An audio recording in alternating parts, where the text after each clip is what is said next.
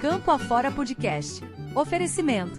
Multirural Agro Cerealista Ferigolo, benefícios em todos os campos. Oneide Bombas Injetoras, autorizada Bosch Diesel Center. Universitária Corretoras de Seguros, nosso compromisso é a sua segurança.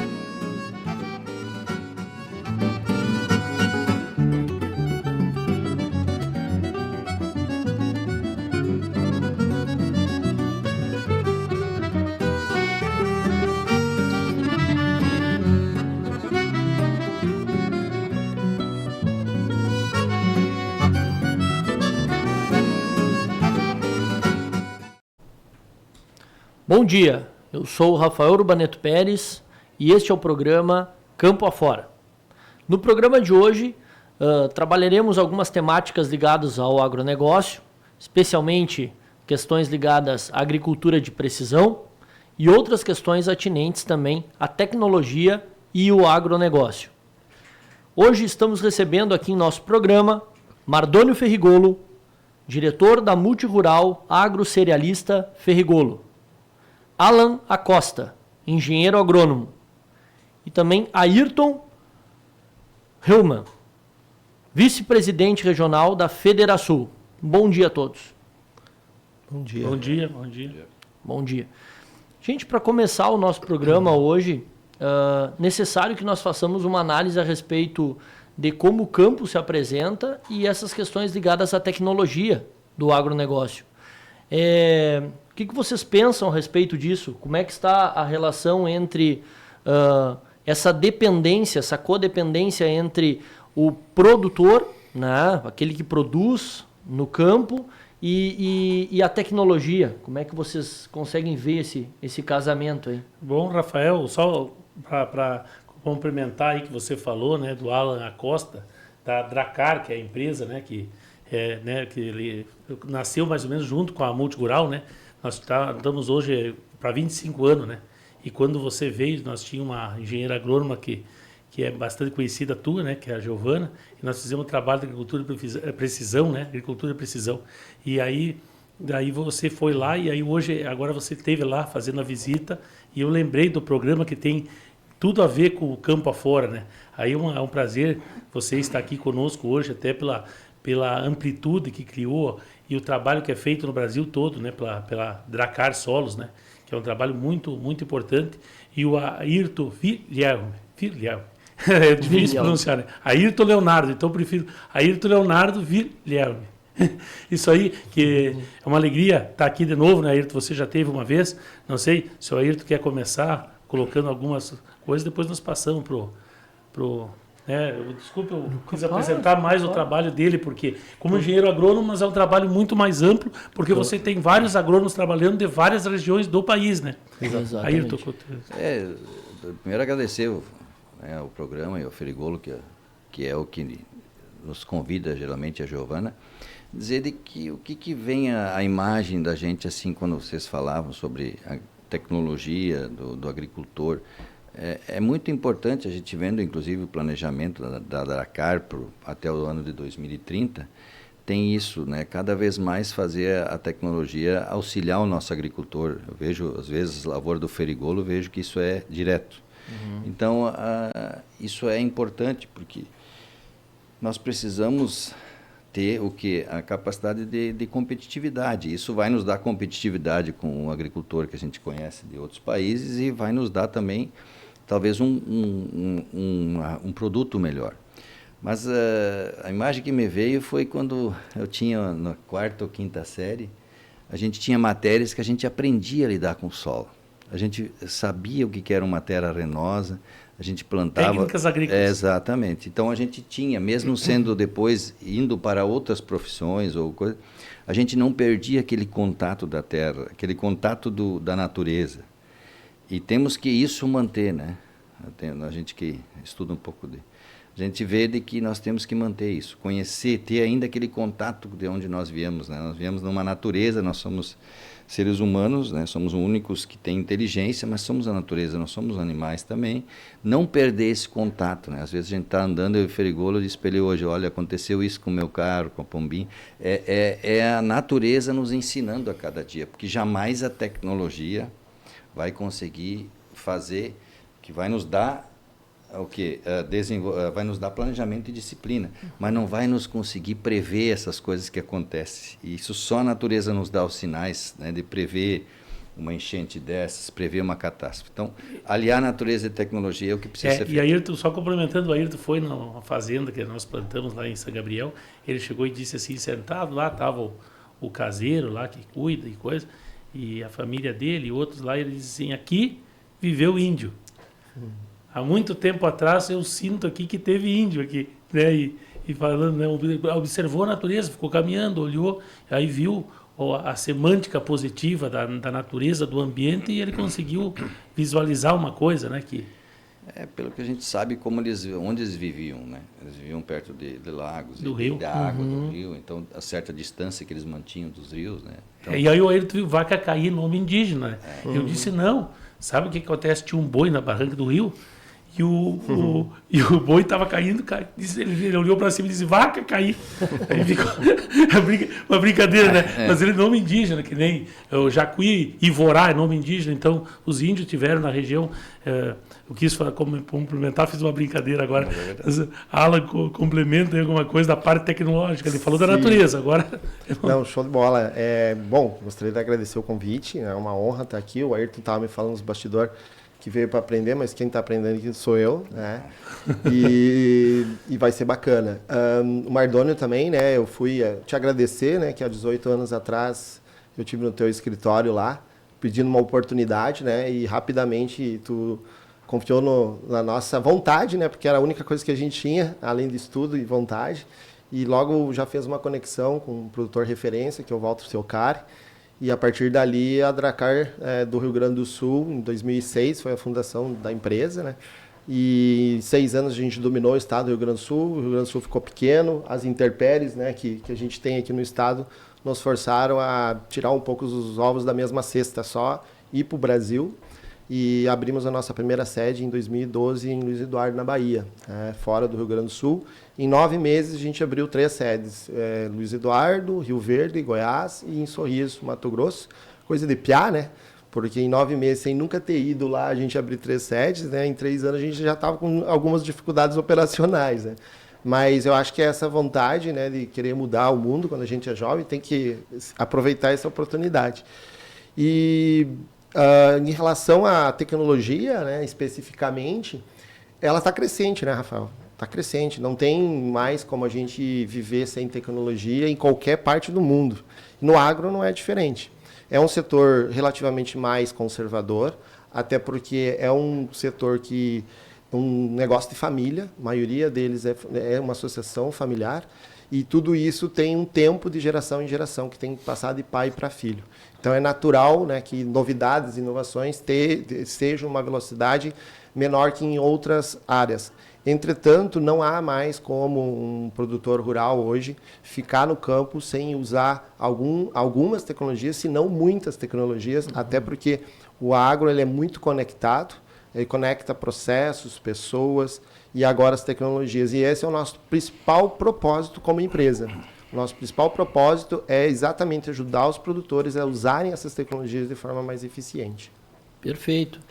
Inclusive nós falávamos fora do ar, né, Alan, sobre, claro, trazendo um pouco para o meu assado a questão de alguns negócios jurídicos, e aí trabalhando não somente na compra e venda de campo, mas também ligado também à questão de parcerias para produtores e também a questão de arrendamento rural, a importância de nós termos uma análise do solo e a preocupação em contratos que são firmados entre as partes para que o solo não seja, né, esgotado, enfim, e que isso não surta um efeito negativo para aquele que vende ou para aquele que também, enfim, arrenda a sua propriedade. Se tu pudesse falar um pouco sobre essa questão da preocupação com o solo e o que a tua empresa, como é que a tua empresa entra nesse setor também? Uhum.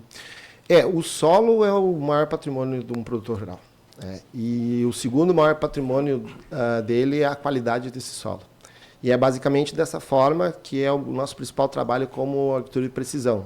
São projetos que têm como objetivo avaliar a qualidade desse maior patrimônio e cuidar ele bem. Então, projetos como esse são projetos tecnológicos que fazem uma espécie de raio-x dos nutrientes do solo, inicialmente conhecendo características físicas que são imutáveis, como argila e matéria orgânica, mas que dão valor à terra. A gente sabe que solos mais arenosos são mais suscetíveis a problemas como erosão, então eles têm menor capacidade produtiva também, têm um valor agregado menor. Entretanto, solos argilosos, que são solos com maior capacidade de nutriente, têm um potencial maior. Conhecer bem essas características físico-químicas do solo são estratégicos para o valor da terra e usar elas da melhor forma possível. As tecnologias que a gente utiliza usam o geoprocessamento para amarrar essas informações e, a partir daí, a gente consegue gerar mapas. Com mapas, você consegue controlar melhor os efeitos dos corretivos aplicados em uma taxa variável, colocando mais adubo onde precisa e menos onde precisa menos.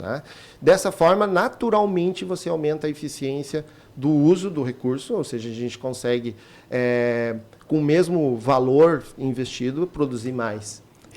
E até mesmo complementando isso aí, até para falar assim, o que você falou, taxa variável, para quem entender. Isso há 20 anos atrás, quando nós fizemos um trabalho, vocês fizeram o mapa, né? Então, assim, é feito tipo um tabuleiro de xadrez, com o quadriciclo vai lá, coleta e fizeram o mapa. Calcário, qual é os macronutrientes? Só complementando, para o pessoal que está assistindo, muitos não sabem. Nitrogênio, calcário, que corrige a acidez, nitrogênio, fósforo, potássio, NPK, que são as bases. Depois vem os outros nutrientes que também entram no... Mas vamos pegar os macro. Aí eles fizeram um mapa.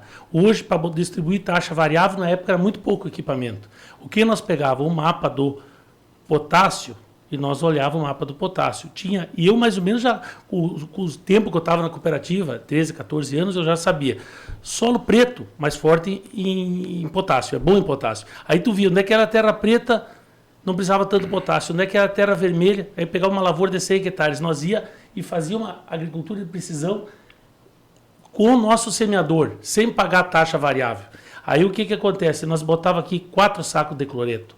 A parte que estava amarela botava 2. E a parte que estava lá botava 1,5.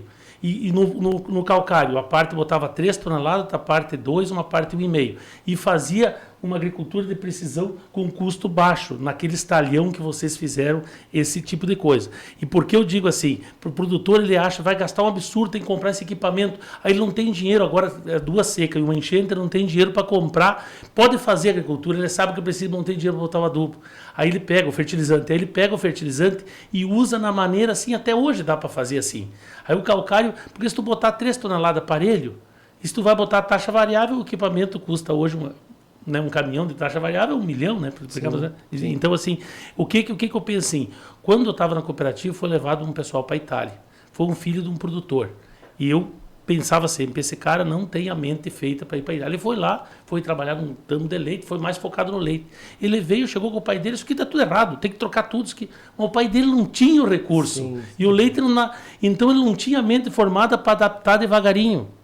Porque se nós tivéssemos feito agricultura de precisão como manda, nós de repente não estava plantando o que nós plantamos e com a firmeza que nós temos. Então, por isso, que, complementando o que você fala, o produtor às vezes diz, não, isso aqui não é para mim. Por jeito que coisa. Mas é só querer. Né? Desculpa, eu te cortei para fazer um comentário. A agricultura de precisão é milenar. O produtor, pela observação natural das coisas, ele já fazia manejos diferentes de acordo com a cor do solo e o que ele observava na natureza. Então, nós, técnicos e profissionais, depois que veio as tecnologias, só aperfeiçoamos a técnica para uma escala bem maior. Porque isso, numa escala pequena, você consegue fazer, mas quando a gente está falando de grandes extensões de terra, 100 hectares, por exemplo, já você não consegue o olho humano mais acompanhar, né, toda essa variabilidade. Então, né? eu fazia no olho o potássio, mas o calcário e a acidez, tu não tem como fazer. Exatamente. Então, assim, mas aí foi adaptado na acidez para ver os tipos de solo que era mais ácido. Porque onde é que tu bota mais fertilizante, por exemplo, a solo arenoso lixivia mais, tu bota mais fertilizante, o NPK leva acidez. Aí tu vai mais calcário. Exatamente. Então, geralmente, onde é que tu usa? Por exemplo, pega a terra de pivô, 7 sacos, 8 de adubo e 8 de ureia, em 2 aplicações. Com certeza vai precisar mais calcário. Aí nós arrendamos uma terra para botar batatinha, 40 sacos por hectare, 50 sacos por hectare de adubo. Então, vai muito mais calcário. Exatamente. E esse adubo que provavelmente da batatinha, agora com alto volume, pode ser economizado com técnicas de eletroprecisão, porque certamente foi muito mais do que a cultura precisa. Então, assim, abre um leque de manejo muito grande, em termos de manejo de fertilizantes e corretivos, isso é bem importante. E também tem a questão da terra, né? Eu acho que voltando ao fato jurídico, né? De áreas arrendadas e áreas não arrendadas, conhecer bem a terra, além de poder usar melhor, como o Mardônio está falando, você também protege ela sobre variações do uso dela. Então, em contraste de arrendamento, por exemplo, tanto para quem arrenda, ou tanto para quem é o arrendatário ali da terra, conhecer bem qual que é o objeto, permite uma garantia tanto de um como o outro. O que está arrendando, que é o patrimônio, ele tem uma preservação do conhecimento do que ele arrendou, como que estava aquele estágio inicial, e a pessoa que vai arrendar sabe o que está arrendando, qual que é a qualidade daquele solo lá. E isso protege de um lado ou do outro em relação ao futuro potencial produtivo da área. Tanto que pode ser negociado um arrendamento em uma condição melhor, se eu proteger essa terra melhor, ou um arrendamento a um longo prazo. Então tem toda uma proteção, evitando, né, um dissabor ali depois de alguma discussão, até porque isso está registrado com georreferência e laudos técnicos. E uma coisa, até o Ayrton foi comigo, nós caminhando na lavoura, 5 quilômetros, caminhando para baixo, assim, qual é que eu comentei com ele assim, ó, o Ayrton, a natureza, ele olhando a natureza, e daí ele foi, a natureza aqui, olha, aquela lavoura não deu nada de erosão, por quê? Porque já tinha palhada, quando deu enchente, nós colhia já com cobertura, deixar o máximo de cobertura. Então, ninguém colhe bem no verão se não cuidar o inverno. Isso é um segredo. O inverno, e tem gente que o inverno eu arrendo lá, bota gado, deixa como o chão rapado. Aí fica rapado como o chão, o gado faz um trilho para baixo, porque o gado tem a tendência a passar tudo no mesmo lugar, eles vão enfileirados um atrás do outro, faz aquele carreiro, a água pega aí solo arenoso, dá erosão. Então, botar gado, quando a cobertura está grande, botar controlado, pode trabalhar com gado, mas umas partes, onde é que tem mais ladeira, deixa uma aveia, um trigo, um azevém, que aí o sistema radicular vai segurar a terra. Bom, a gente sobrevoando, vendo de cima. Onde é que tem um azevém, deu enchente? O azevém com um palmo de altura, nenhum escorrido. Onde é que estava rapado, que colheram e não deixaram nada de cobertura, tudo pé de galinha assim. Aquilo ali é solo que foi embora. Então o segredo do agricultor é conservacionista. Mas só que às vezes ali que entra assistência. O cara tem que se conscientizar de deixar a cobertura e o inverno é o que faz o verão. Né? Sem dúvida. A verdade é um conjunto de fatores, né? E essa parte de manejo do solo e proteção do solo com palhada, né, que é a principal proteção em plantio direto, ela vai conservar o solo em termos de umidade e temperatura, além da atividade biológica, né, que é super importante para a cultura que vem na sequência, né? Então, não é um conjunto apenas de técnica, né? Não é apenas a botar calcário, fazer taxa variável, usar alta tecnologia. Isso tu não faz o básico, né, Mardônio? Isso que tu está falando é extremamente o básico. Então, muitas vezes, eu acho que vem no que o Mardônio falou inicialmente, né? Eu tenho uma visão um pouco mais ampla da agricultura do ponto de vista tecnológico. Tu pode ter tecnologia, mas se tu não cuidar do básico, tu não fazer bem feito o básico, essa tecnologia vai pro ralo. É que nem querer comer sobremesa sem comer o feijão com arroz. Exatamente. E a carne, a proteína. Então, assim, o que acontece? E tem gente que pensa assim, não, eu vou pegar... E aí tu trabalha, nós estávamos numa reunião que tá, os caras de micronutrientes, as firmas tem 500 no Brasil, então eles trabalham, mas se tu não fizer o básico, o que tu falou, se tu não fizer o básico nas culturas de inverno, não adianta tu botar o fertilizante que ele vai ir embora por água. Eu me lembro de uma situação na primeira área que a gente foi fazer no Mato Grosso, em Sorriso, isso quando a gente abriu a nossa unidade lá, né? E o produtor me deu uma oportunidade, o seu Sérgio Esteves lá, e aí quando eu fui, eles, não, tem um pivô, tem uma área que eu vou botar um pivô. Eu quero que tu comece por ali. Olha, ótimo, né? Primeiro cliente, primeiro projeto. O Sérgio Esteves. Lá na fazenda, como é que é a Vitória? Vitória. Fazenda Vitória. Que tem aquele deck por cima do lago. Exatamente. E os peixes, assim, tu larga um pedacinho de salsicha, larga e pega um atrás do outro pintado. Pegava e largava, né? E ele fez um ensopado com pintado lá, que coisa boa. Sérgio Esteves. Boa, né? Gente boa pra caramba, foi o nosso primeiro cliente. E o Sérgio... Um abraço pro Dilceu Rossato e o Sérgio Esteves, meu amigo. Olha aí. Andando lá. Tudo pequeno, hein? É. E aí o Sérgio, quando eu cheguei lá, eu olhei a área que ele ia botar o pivô. E aí eu pensei, não, mas aqui não dá para começar esse trabalho de tecnologia. Isso aqui vai dar uma erosão gigante, porque eles estavam trabalhando na área, né? E ele só tinha feito uma contenção de retenção de água, né? Voltei no escritório e disse, Sérgio, não vai dar para nós fazer o trabalho lá, não. Disse, mas como não? Mas é que eu vou botar o pivô lá, tem que melhorar. Não, mas primeiro o senhor coloca o pivô, ajeita toda a questão de água, não me dá um pivô mais protegido, né? Porque não adianta a gente investir em tecnologia e vir uma erosão e levar tudo embora, né? E que foi o que aconteceu, né? Na sequência deu uma chuvarada lá e não tinha palha ainda, eles estavam fazendo todo o projeto do pivô. E aí, aquilo lá, eu voltei lá um mês depois para ver a minha área que eu tinha feito, e a área que era para ser feita eu tinha ido embora. Então, é o básico primeiro, sendo bem feito, não adianta investir em tecnologia, né? Então, eu me lembrei bem desse caso do Sérgio lá. E aí, Ayrton? E aí, vindo pro lado da natureza, o que tu... Ouvindo vocês, eu vejo a empresa dele no estilo do arquiteto da agricultura. Porque o que é? Às vezes você, mesmo para comprar uma área ou para tu investir num local, uma coisa... Uma vez na década pelo ano de 90 e poucos, eu era para ser candidato numa cidade. Uhum. Aí eu conhecia bem a população, as pessoas, né? Do que sabiam fazer, o que não sabiam. Daí, não, mas tu sabe tudo. Eu digo, não sei do solo. Aí, como essa cidade tem 4 regiões, eu mandei estudar o solo de todas as regiões. Aí eu descobri que o solo da região onde vai para Sobradinho, que é perto lá, era o solo ideal, o melhor solo do Rio Grande do Sul, inclusive. Que os primos ricos da serra não fiquem bravos, mas o solo da uva e era bom. E aí eu, na época, fiz um estudo e vi isso, né, de que era importante. Claro que eu ia ter que fazer aquelas pessoas voltarem à essência para poder trabalhar isso.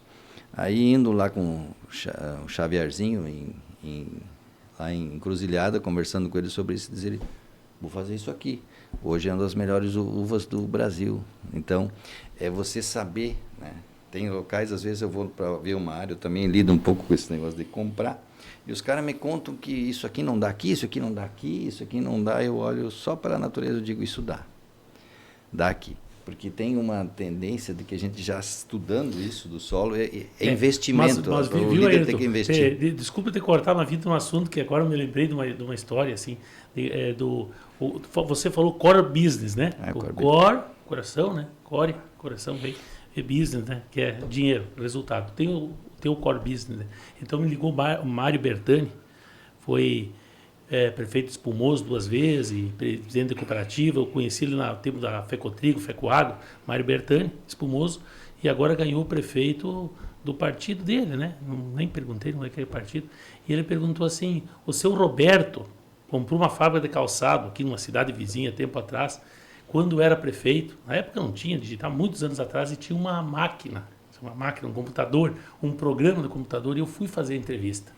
Mas não disse que era prefeito, foi para ser Aí eles pegavam os cargos dentro da fábrica, que a Beira Rio estava assumindo aquela fábrica. Aí fazia a pergunta e deu, você tem o perfil para tal coisa. E era bem, batia comigo, pelas perguntas que eu respondi. Então eu queria ver. Eu passei o telefone da secretária, o seu Roberto falou e disse assim, não, aquela máquina não temos mais. E o Mário me ligou, dizendo, não tem mais. Não, ele tem. Mas como ele disse que não tem? Não, ele não está mentindo. Ele tem a máquina, mas dentro dele. A máquina é ele. Ele faz esse tipo de coisa. Ele olha a pessoa e vê que é o talento de formar pessoas. Por isso ele, por ter levado o legado, a gente sempre fala, de ser candidato e levar todo esse conhecimento que tem, ficou. Porque às vezes o fato de participar, Que nem eu vejo o Marçal, aquele coisa polêmica, mas ele deixou uma história para contar. Eu vejo positivamente isso aí. Que ninguém bate contra o sistema, ele bateu demais, claro, tem tudo coisa, mas ele deixou uma mensagem que a pessoa tem que ser. E a mensagem que o seu Roberto diz assim, um conhecimento, saber servir o líder e formar pessoas. As duas coisas ele tem, as duas coisas. Só que na maneira dele, é mais comedido, sim, para falar, mas a maquininha está lá. Não sei se eu falei bobagem, eu estava falando isso, que o líder precisa ter muito conhecimento. Ele tem que ter conhecimento.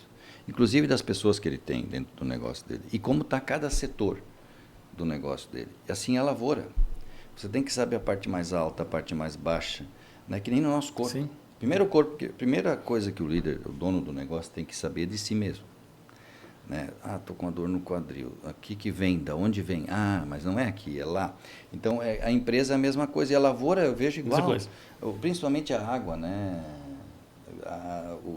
Aquilo que o Ferigolo falou do desvio, é verdade. Eu vi nas lavouras dele, muitas vezes, uma entrada para uma lavoura, levando a água, que lá embaixo ela ia dar erosão. Ele já desviou antes, lá ela deu produção. Então, a água é fundamental e o solo, eu não entendo, mas eu acho que isso também deve ser importante para o agricultor, né? De ter esse... Eles não conhecem a própria área. Não, porque eu sei, sei, mas mudou, as coisas mudam.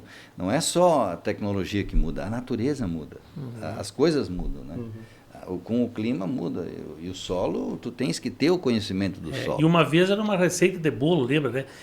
Lavrava, gradeava, passava o pé de pato, botava coisa e passava veneno para lagarto e colhia. Agora não é mais receita de bolo, agora é detalhezinho. Hoje, com adjuvante de calda, lá estraga uma calda que tu bota lá um produto de 200 reais de calda lá, dessecante, HIT, Select junto, aí tu bota um adjuvante que não é o recomendado, começa a entupir bico, aí fica 2, 3 bicos entupidos juntos, já dá aquela tira, aí vem o caruru vermelho, depois vai passar o senco, né?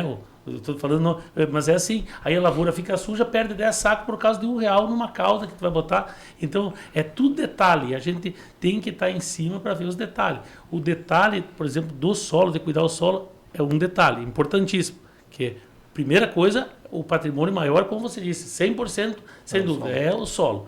E o produtor, seja arrendado, ou seja o jeito que for, ele vai cuidar. Isso aí... Eu ia até fazer uma pergunta sobre isso. Porque o que acontece? Se eu tiver um bom pedreiro e um bom construtor e um bom engenheiro, eu tenho uma obra assim. Mas se eu tiver um bom arquiteto, eu tenho 25% de economia e de resultado depois. Então, eu queria ter uma noção quanto um apoio da sua empresa, do seu trabalho, pode dar de economia ou até mesmo de resultado numa lavoura. Quantos por cento? Bom, na verdade, sim, o pessoal, quando começou a agricultura de precisão, sempre queria pensar na economia, né? Só que veja bem, vamos lá.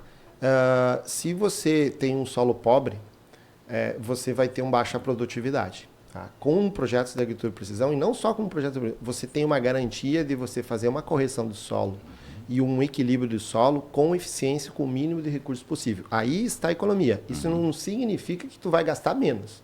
Quer dizer que tu vai gastar melhor. Só que veja bem, pensa você botar a tua melhor semente, tá?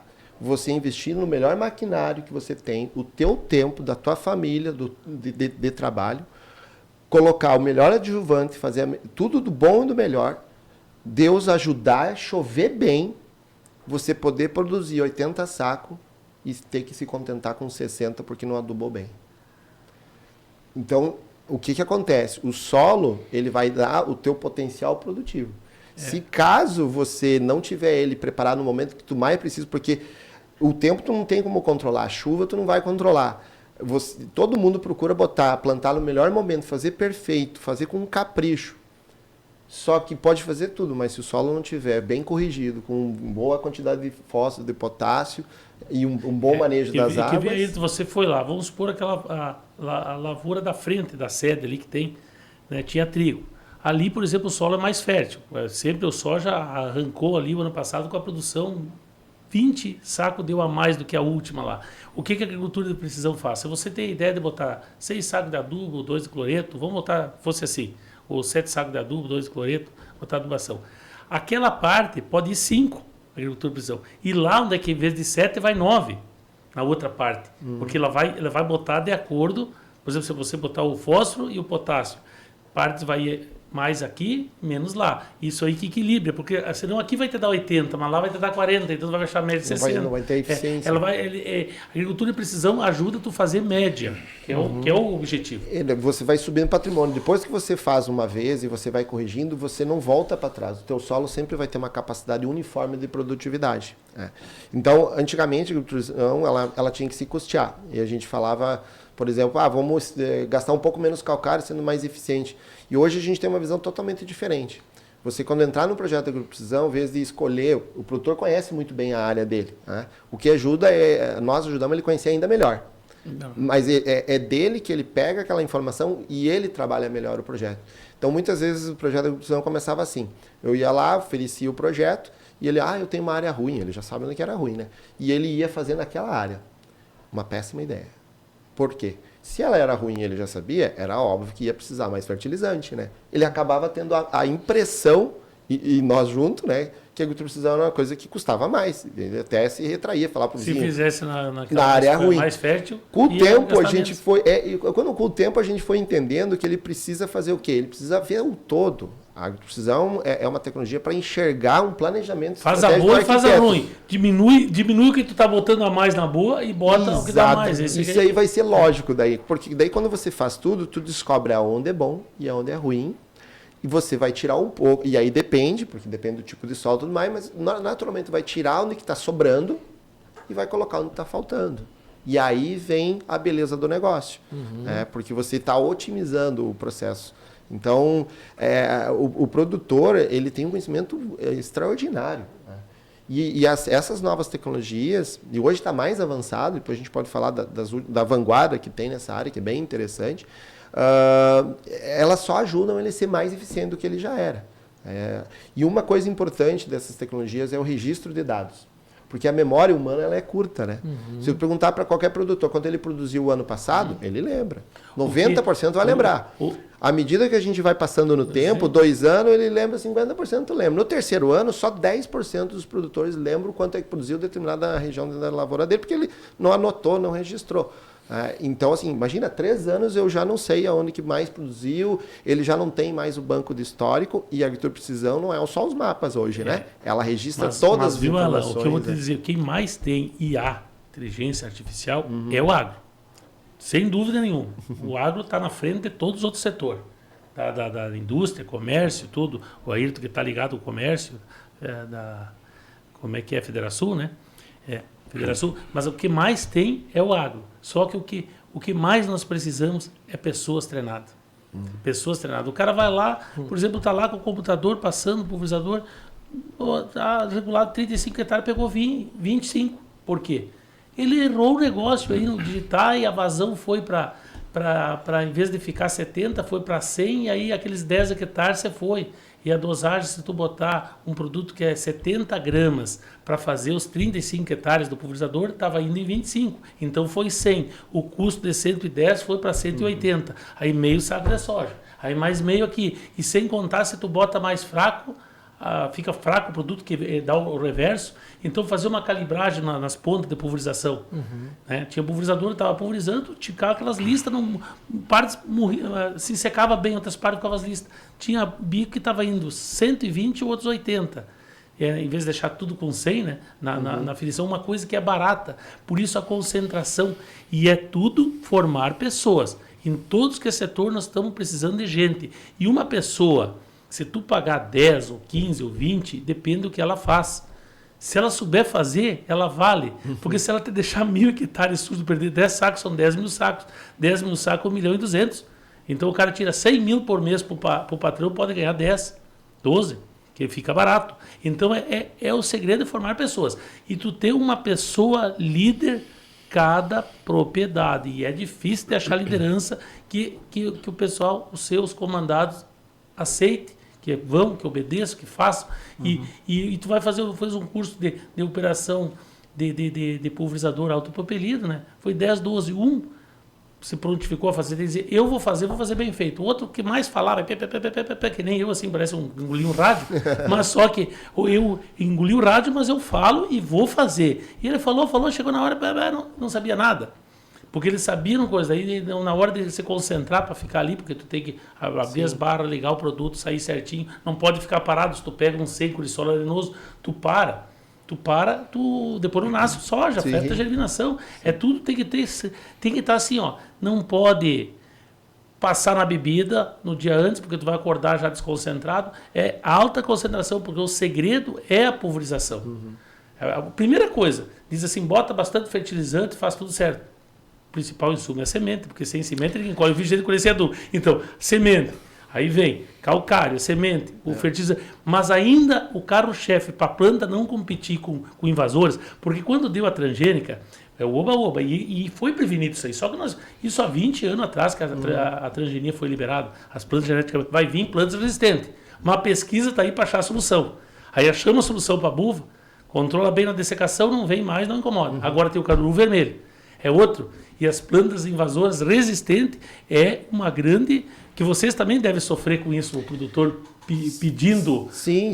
Hoje tem tecnologia, né, que identifica as plantas e dá a dose exatamente na planta que tem que matar, né? Sim. Então, na verdade, existem tecnologias, sensores, né? E eu acho que falando sobre a quantidade, da dificuldade que tem o produtor, né? A dificuldade de decisões que ele tem que tomar. Isso só no campo operacional, nem estamos falando financeiro, sucessão... Isso aí, né? mas aí você fala identificar depois que a planta está germinada, mas nós temos que segurar ela antes de germinar. Segurar antes, daí pode segurar com alelopatia, através da palhada, tem várias formas. Palhada ajuda né? E o controle pré-emergente no solo. Exatamente. Que é esse que eu tô falando. É um conjunto, e aí tu tem que cuidar dos bicos, você tem que cuidar da cauda, você tem que cuidar de vários pontos. Dos adjuvantes. Dos adjuvantes e tudo mais. E existem várias tecnologias e aplicativos e tudo mais que ajudam as pessoas a serem mais eficientes. Então isso é fato. Eu faço uma analogia da mesma coisa de nós no mapa de solo. Achar que é só fazer o mapa de solo, não. Se tu no início não coletar bem a amostra de solo, tudo para frente está errado. É a mesma coisa ali no plantio. Se você já começa mal, plantando fora de época, cultivar errado, ou você planta muito profundo, ou planta numa condição de umidade inadequada, tudo para frente está errado. Pode fazer tudo perfeito, fazer com precisão, mapear, plantar direitinho, chegar na hora de fazer a cauda ali, não ter ou preparação dos aplicativos dos químicos que são de proteção e fazer errado, você vai perder igual. Então, realmente, o produtor rural ele tem um desafio muito grande, né? O produtor de grãos, em geral, que trabalha com um ser vivo, né? A natureza, né? De cuidar ali daquela plantinha ali, é um negócio assim que é do começo ao fim, riscos, e isso tem que ainda, né, torcer que o clima não atrapalhe, né? Que o clima seja colaborativo. Então, realmente, é um negócio de risco, né? É um negócio que você tem que ter as suas proteções para proteger tanto a lavoura no campo como o teu negócio em si, né? Então, realmente... E aí, as tecnologias que estão aí estão para ajudar, né? Então, tem várias. Só que o que funciona muito bem é o feijão com arroz, né? Por mais que eu sou uma pessoa da área de tecnologia, não adianta chegar numa área e você... não ter o cuidado básico da propriedade. Não adianta usar a tecnologia nesse tipo de... A tecnologia, ela vai te ajudar a enxergar coisas básicas também, porque você está aprendendo. Então, muitas vezes, mas tu precisa comprar um taxa variável? Não necessariamente. Você mapeia o solo para você conhecer e usar teu conhecimento melhor que você já tem. Um equipamento a taxa variável vai te dar poderes maiores. Vai te ajudar a fazer de uma melhor forma. Mas existem outras maneiras de fazer também. Ficar virando a folha, olhando aqui, olhando o mapa que está ali do calcário, do fósforo, do potássio, aí tu olha amarelo, vermelho e aquilo ali vai alimentando, passa para o outro colaborador, passa para o outro, aí olha junto, vamos ver, tu viu, daquele banhadinho para lá, onde é que precisa fósforo. E nós botamos o fósforo, tu viu como granou bem, deu um grão bonito, um grão pesado, exatamente. Aí vai. Eu vejo assim, ó, por exemplo, volto ao exemplo do Sérgio Esteves. Eu era um especialista em agricultura de precisão. Eu fui falar sobre manejo de solo e conservação. Meu primeiro trabalho no Mato Grosso foi falar sobre curvas de controle de água.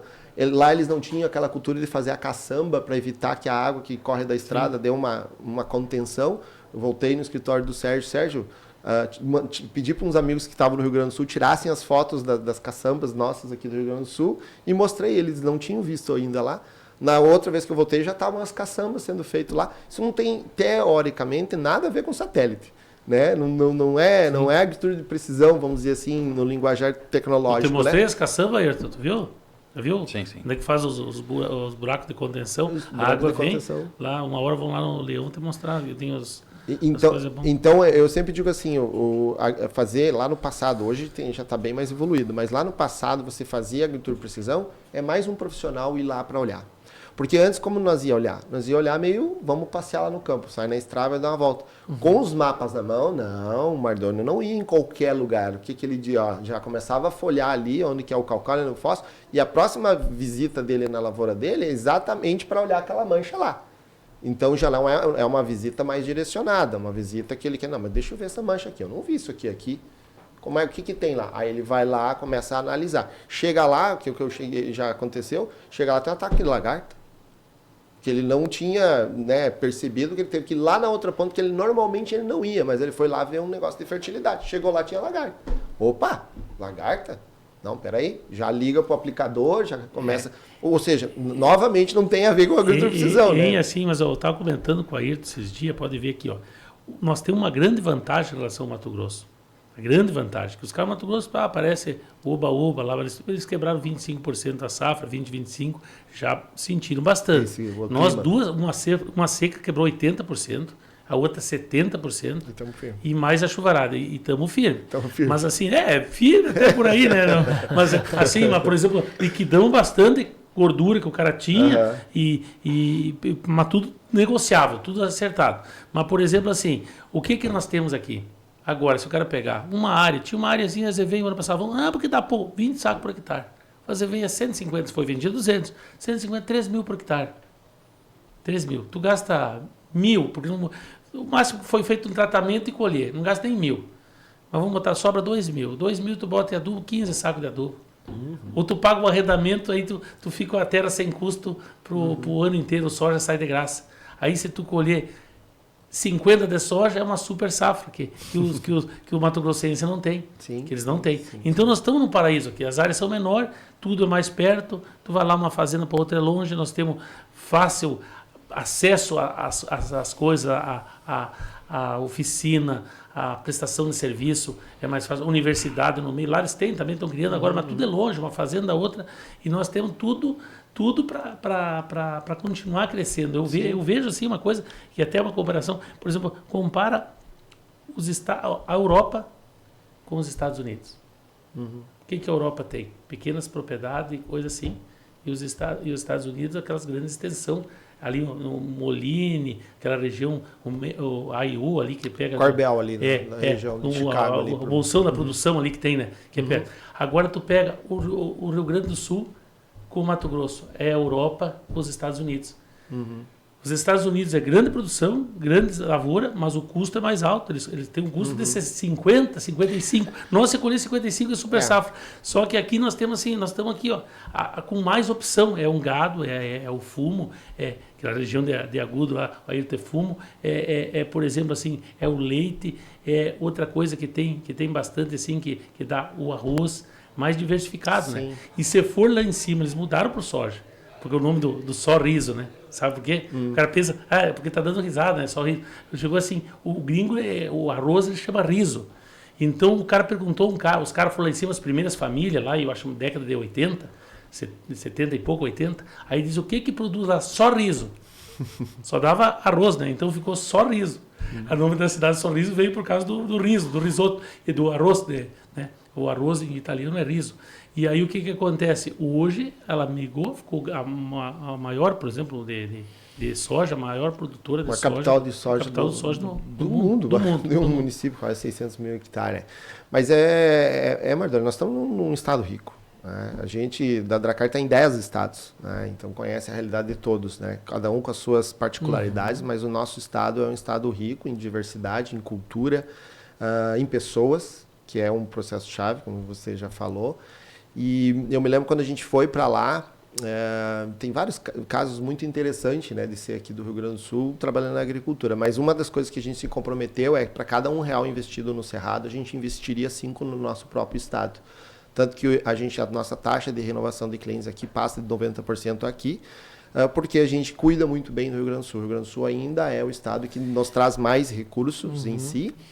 E ser gaúcho abre portas lá em cima. Abre portas. Porque quando a gente chega lá, a gente... Da onde você é? Rio Grande do Sul. Ok, sentamos e conversamos. Então, porque vocês são de um estado, né, que tem uma Eles cultura têm muito forte. respeito, viu? Aí quando eu fui lá, em 92, acho que foi, que eu fui lá, ainda com o gerador, tocava a cidade, chegar lá, gaúcho, vem aqui, todo mundo, eles dão atenção pra gente, eles têm orgulho em servir Tem orgulho. E têm orgulho de nós aqui. Viu aí, não sei se foi o teu sócio que nós estávamos lá aquele dia conversando, que ele falou, se a agricultura vai bem, o comércio vai bem.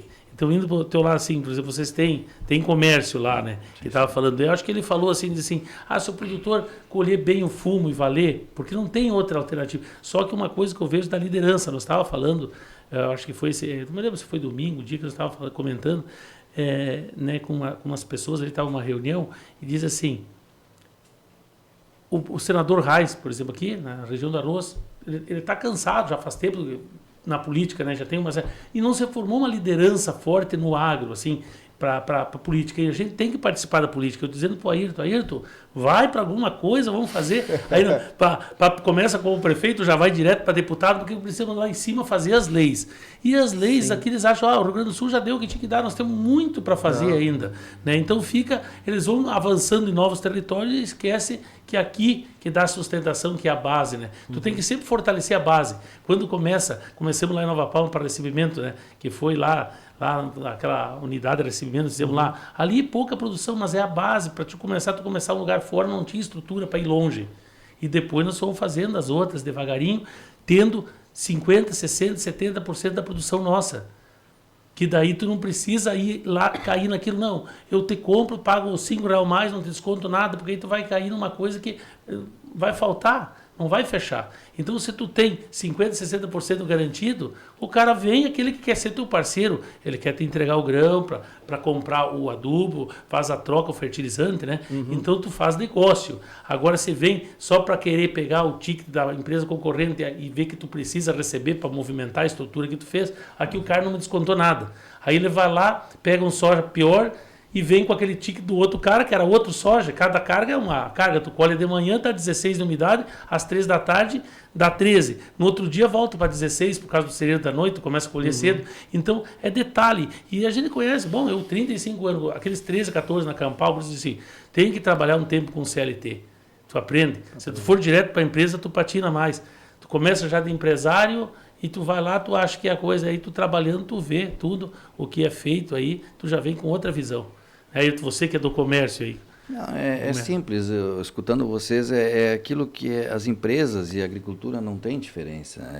Tem duas coisas que quebram pessoas e empresas. Só essas duas, o resto é desculpa. É falta de humildade, quando tu achar que tu é melhor ou sabe mais que alguém, e acomodação quando tu achar que tá bom para ti. Né? E como que tu mostra que tu não tem falta de humildade? Quando tu tá em constante treinamento. O dono do negócio, o dono da empresa e o resto da equipe. Tem que estar em constante treinamento. Hoje, se tu não tiver em constante preparação, né, nós vemos, eu falo com pessoas que nem nós temos amigos aí, que são bilhões, é treinamento, é direto, é 24 horas de treinamento nas empresas. Se não tiver, e o líder também, ele precisa, né? E como tu mede a acomodação? Quando ele não é o maior na sua região, quando ele não é o maior na sua cidade, ele tem que ser o maior, ali é o núcleo. E se ele for o maior ali, constantemente ele vai abrir, aí depois ele vai ter estrutura para ser o maior. Ele não está acomodado quando ele é o melhor na sua cidade, na sua região, aí depois ele vai ser o melhor no estado, vai ser o melhor do Brasil e daqui a pouco do mundo. Mas ele não pode... Então, eu vejo às vezes a lavoura, o cara quebrou na lavoura, e eu converso com um cara lá e o cara chega, eu digo, puxa, vocês vão ver a transformação dessa lavoura. Mas como? Isso aí não funciona, o cara quebrou. O cara depois é um dos maiores produtores. A diferença é essa, né? Não existe negócio que não dá certo, não existe empresa que não dá certo, não existe lavoura que não produz. Se o líder... Como é que é, Ayrton? Aquele de 1 milhão? O cara tem 1 milhão e se acomoda? Como é que é? É acomodação. Se você tiver muito caixa, tu te acomoda. Agora, se tu tiver dívida, 10 vezes mais do que tu tem em caixa, tu corre. Né? Aquilo que ele fez quando ele começou, ele foi correr lá para o Mato Grosso. Né? Só não, é isso, né? Aí pensa, não, agora eu estou com esse dinheiro em caixa e começa a facilitar, não se concentra, não foca. Aí se tu tem 10 para pagar, tem um em caixa, 1 milhão em caixa, tem 10 milhões para pagar, tu vai focar no negócio e vai conseguir pagar, porque tu está focado. Né? Hoje vocês estavam falando dessa tecnologia europeia, né? Tem ramos de negócio que, se você não colocar a pessoa a trabalhar na empresa, não funciona. Tem uma empresa de imóveis de Gramado ali que comprou a melhor tecnologia do norte da Itália, que é um dos lugares de maior tecnologia, lá onde é que tem os Tedesco na Alemanha, os alemão dentro da Itália. Eles hoje têm que mandar alguém lá trabalhar na empresa. Porque não adianta mandar fazer curso. Não adianta, não funciona. Ele tem que saber o funcionamento da máquina. Porque ela é tão sofisticada que o cara tem que ter todo um preparo. Antigamente se fazia nas cidades pequenas isso. Não tinha médico. Aí o que fazia? Não chamava médico. Pegava um cara humilde do interior lá, um empresário, mandava estudar e depois voltava e era o médico. E era o melhor médico. É isso que precisa ser feito. E aí tem que ter humildade e não se acomodar. Aí tu vai dizer, pô, mas isso demora. Não existe, né? Quantos anos temos na empresa lá? 18. Mas aí, a humildade dele. Ele começou tendo a empresa do Ferigolo, do Mardônio lá, como uma das primeiras. Agora ele foi lá e veio lá e agradeceu depois de quase 20 anos. E trouxe o vinho e tu tomou o vinho. E eu tomei o vinho, nem sabia, eu tomei o vinho junto. Viu? E o vinho da Dom Guerino, e eu liguei pro seu Oswaldo e pedi, e ele já aproveitou e disse assim, Ferigolo, vamos botar um rótulo da Multirural também, para fazer o vinho. O seu Oswaldo Motter, né? Bem meu amigo, tu vê como o mundo... Ele me compra semente de azevém para botar na aveia, para botar no meio das parreiras. Das parreiras. Ele chama o Luciano Hang para dar dica para ele. O Hang vai lá. Mas é isso que a lavoura é isso, né? É um constante treinamento, investimento, né? Ir conhecer, né? Buscar, sair uma vez por mês do Rio Grande do Sul, uma vez por ano fora do Brasil e buscar saber, né? Senão não adianta, mas é muito rápido. A globalização tornou muito perto. Como é que é? Vou repetir do Ayrton aí. O Ayrton já está tentando repetir. É conhecer novos lugares, conhecer novas pessoas que te dão novas ideias, que geram novas ações que te dão bons resultados. Isso aí. Melhor segura a mão para cima. O que é segura a mão? O braço. O que é segura o braço? O corpo que comanda tudo. O cara pode pensar a mente, a alma. A alma da pessoa. Mas é a alma. Mas... Isso aí. E o que chama atenção não é só nesse programa, mas é um assunto reiterado, é como falta mão de obra e como essa questão da criação de novos líderes, e essa é uma questão cultural. Eu vejo que, e aí teria que, obviamente, nós precisaríamos de um programa todo para a gente poder analisar isso, mas existe uma geração que está sendo atrofiada. Se nós formos analisar, existem pessoas que não querem trabalhar, que na primeira oportunidade quer entrar lá com uma ação contra o Ferrigolo para poder ganhar um pouco mais de migalha, enfim, ao invés de alçar o voo, né? Mas agora o que falou aí, ó, eu vi há tempo assim, percebi que vamos pegar o seu Roberto, ele vê tempo que às vezes, assim, pegando assim, ele tem o Rubi com ele. O Rubi não é formado agronomia, mas é a coisa de água que tem, assim, das coisas lá, ele sabe, tem conhecimento. E o que nós estamos preocupados bastante? Eu não devia falar isso aqui, mas vou falar porque coisa assim, a pessoa se preocupa, acha, eu tenho que ter estudo, mas nós precisamos índio. Tem muito cacique que se forma, é bom. Estou falando, por exemplo, nós estamos numa aula batidada. É bom ter uma pessoa como o grupo de vocês, tem que ter os agrônomos. Mas hoje está faltando assim, ou é agrônomo, o que o pai pensa assim? O meu filho não quero que sofra, que nem eu quero que seja um agrônomo. Por exemplo, o pai é pedreiro, um baita pedreiro, mestre de obra, que hoje ganha mais que o engenheiro. Meu filho não vai sofrer que nem eu. Vai ser engenheiro, vai ser arquiteto. E está faltando pedreiro, está faltando gesseiro. Então, o que nós temos que fazer? Por exemplo, às vezes, é dar oportunidade e a pessoa tem que valorizar aquele cara, que é o aplicador, que não precisa ser agrônomo para aplicar. Sim. E ele pode ter um salário igual ou maior que o do agrônomo, conforme o agrônomo, porque ele faz uma coisa que ninguém faz. Mas, Mardônio, eu acho que já vamos encerrando aqui. Eu gostaria de agradecer muito, né, a presença dos nossos convidados e, enfim, eu acho que programas como esse, eu acho que esclarecem para aqueles que nos acompanham assuntos que são de suma importância para a questão da produtividade no campo, para o agronegócio, e acho que esse é um dos propósitos, sem dúvida, do programa Campo Afora. Então, gostaria de agradecer Mardônio Ferrigolo, diretor da Multirural, agrocerealista Ferrigolo. Gostaria também de agradecer ao Ayrton Wilhelm, vice-presidente regional da Federação, e ao Alan Costa, CEO da Dracar e também engenheiro agrônomo, por todos os ensinamentos aqui que foram compartilhados com nossos ouvintes e aqueles que participam do programa. Muito obrigado, retornamos no próximo programa. Existem coisas na vida que merecem todo o nosso cuidado, como garantir a segurança das pessoas que a gente mais ama. Ter o nosso patrimônio protegido ou estar pronto para encarar novas etapas na vida. Há mais de 20 anos, é exatamente isso que a Universitária Corretora de Seguros faz. Cuida de tudo que é importante para cada um de nós. Aqui, você encontra o melhor plano de seguro para sua família, seu lar, seu carro, empresa e demais bens, além de contar com todo o nosso suporte em suas viagens. Atendemos todo o estado. Nosso escritório está localizado na Rua Pinto Bandeira, número 42 Térreo, em Santa Maria, Rio Grande do Sul. Rua General Liberato Bittencourt, em Florianópolis. E na Avenida Getúlio Vargas, no centro de Júlio de Castilhos. Universitária Seguros. Nosso compromisso é a sua segurança. Multirural Agrocerealista Ferrigolo. Há 22 anos empreendendo com força no segmento do agronegócio no estado do Rio Grande do Sul. Empresa tradicional com sede em Nova Palma, especializada no comércio de produtos agrícolas, assistência técnica e projetos para custeio e investimento. Distribuidora oficial Bayer Crop Science, Calcários DB e Iara Brasil Fertilizantes. Recebemos grãos para armazenagem e comercialização nas unidades de Nova Palma, Júlio de Castilhos, Quevedos e em São Cepé. A Multirural caminha lado a lado com o produtor rural, propiciando rentabilidade em todos os ciclos da sua lavoura, através de soluções, orientações e produtos com qualidade comprovada. Multirural Agrocerealista Ferrigolo. Benefícios em todos os campos. Campo Afora Podcast. Oferecimento. Multirural Agrocerealista Ferrigolo. Benefícios em todos os campos. Oneide Bombas Injetoras. Autorizada Bosch Diesel Center. Universitária Corretoras de Seguros. Nosso compromisso é a sua segurança.